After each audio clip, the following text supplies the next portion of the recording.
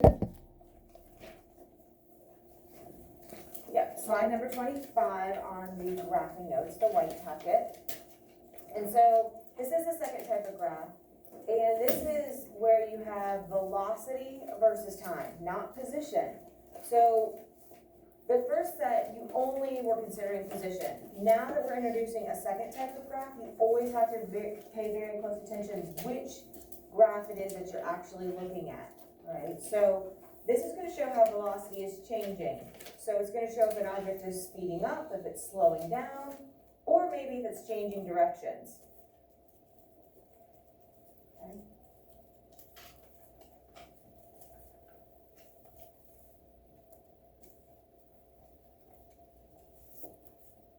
All right, so just like with our other graph, time is always going to be our x. So that's kind of a nice consistent thing. The title, it's called a velocity versus time. So just like with our position versus time, the actual name of the graph are our labels for our axes. So time, and then velocity you're going to see is always going to be our y, our dependent variable. Because the velocity is going to depend on the amount of time that has gone by, which is our independent variable. So as time ticks on by, it's going to affect how fast this object is going.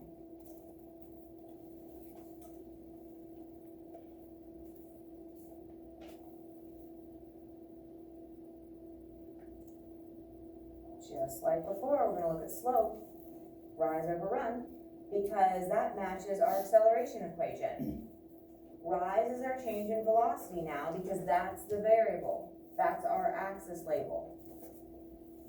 Run is going to be our time because that's our x. So we're getting a change in velocity over a change in time. So what equation do we have that matches that? What you just were using this on your assignment. What equation is velocity divided by time? Acceleration, right? So now the slope of the line should give us acceleration, which is what it does. So the slope of a velocity versus time graph will be acceleration. So the slope of a position versus time graph matched our velocity equation, which is why the slope was velocity. The slope of a velocity versus time gives us acceleration because it matches the acceleration equation. So just think of which equation it matches, and that's what the line will give you. So there's some things that are consistent with the position versus time. If we're talking about a straight line, it's something that's constant. If we're talking about a curved line, it's something that's changing. So that's the same as with the position versus time. But now with the velocity versus time, it's a constant acceleration, right? Or a constant deceleration if it's straight. If it's a curved line, then it's speeding up, but it's not doing it at a consistent rate. So here it's, going kind of slower, and then it speeds up quicker at the end. So it's a changing acceleration. So it's still the same concept. Straight means constant, curve means changing. The other thing that it tells us is the direction, like the slope, if it's positive, then it means it is speeding up. If it's negative, then it means it's slowing down. So both of these end up being kind of going like at a negative direction. It's going positive for a little bit and then it changes direction. But we're going to be looking at that negative sign as basically a slowing down. So it's not necessarily telling us so much with the direction as it is with, speeding up or slowing down. And so those things are kind of still consistent. Constant, positive, changing, positive, acceleration, constant, negative, constant because it's straight, and then a changing, positive.